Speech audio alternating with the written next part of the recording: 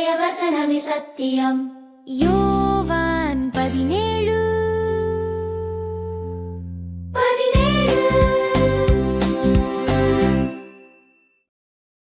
கர்த்தருடைய பரிசுத்த நாமத்துக்கு ஸ்தோத்திரம். அன்பு குழந்தைகளே, தேவன் நம்மோடு இருக்கிறார். அவர் வார்த்தை என்றும் நமக்கு வெளிச்சம் தரும்.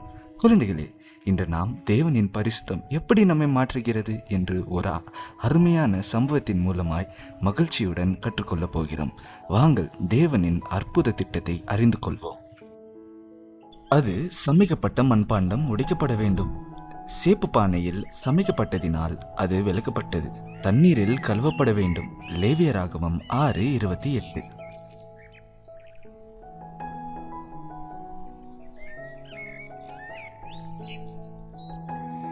மிகவும் பழைய காலத்தில் கூடார நாட்களில் தேவன் தாமே ஆசாரியர்களுக்கு சிறப்பு கட்டளைகளை கொடுத்தார். பலிபீட இறைச்சி சாதாரண உணவு அல்ல, அது பரிசுத்தமானது, தேவனுக்காகவே ஒதுக்கப்பட்டது. அதை தொட்ட அனைத்தும் பரிசுத்தமாய் மாறியது.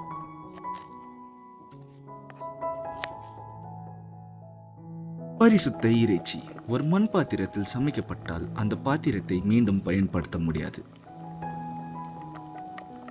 அது உடைக்கப்பட வேண்டும். என்ன தெரியுமா? மண் தன்னை தொட்டதை உள்ளே உறிஞ்சு கொள்ளும். ஒரு முறை பரிசுத்தத்தை தொட்டால் அது மீண்டும் சாதாரணமாக முடியாது. ஆனால் வெண்கல பாத்திரம் வேறுபட்டது.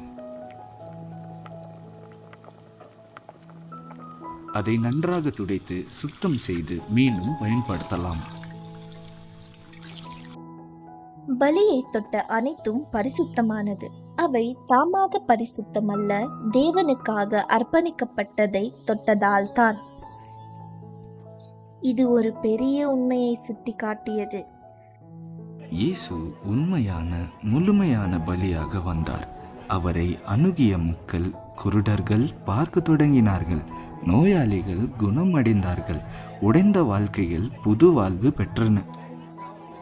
இயேசு மனித உடலோடு இந்த உலகத்துக்கு வந்தார், ஒரு மண் பாத்திரம் போல. அவருடைய பணி முடிந்த போது அவருடைய உடல் மரணத்தில் உடைந்தது. ஆனால் அது முடிவு அல்ல. இயேசுவின் வாழ்க்கை தீயில் சோதிக்கப்பட்ட வெண்கலம் போல. அவர் பாடுபட்டார், அடிக்கப்பட்டார், வலி அனுபவித்தார். ஆனாலும் அவர் பரிசுத்தமாகவே இருந்தார். இன்று நாம் மண் பாத்திரங்கள் போல. நமக்குள் கிறிஸ்துவின் ஜீவன் ஒரு பெரிய பொக்கிஷமாக உள்ளது. நாம் இயேசுவுக்கு அருகில் இருக்கும்போது நம்பிக்கை, ஜெபம், அன்பு மூலம் அவருடைய நன்மை நம்மை மாற்றுகிறது. வாழ்க்கை எப்பொழுதும் எளிதாக இருக்காது. சில நேரங்களில் கடின நாட்கள் வரும். ஆனால் தேவன் அவைகளை தீ போல பயன்படுத்துகிறார், நம்மை வலிமையாக்க, சுத்தமாக்க. ஒரு நாள் நம் பூமியான உடல் முடிவடையும். ஆனால் தேவன் நம்மை மீண்டும் எழுப்புவார், வலிமையுடன், மகிழ்ச்சியுடன், என்றென்றும் வாழ. பாத்திரம் உடைந்தாலும் பொக்கிஷம் என்றும் வாழும். இயேசுவினால் நாம் அவரோடு என்றென்றும் ஒளிரும். ஜெபம்.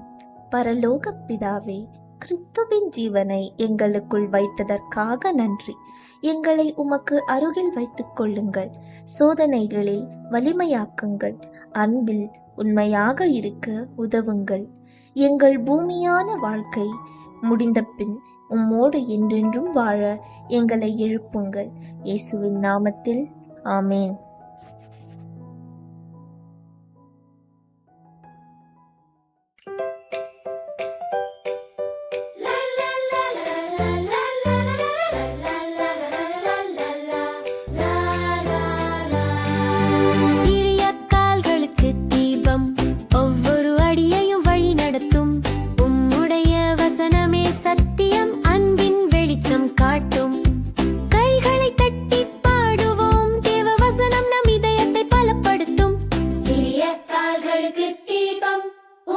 வசனமே சத்தியம்.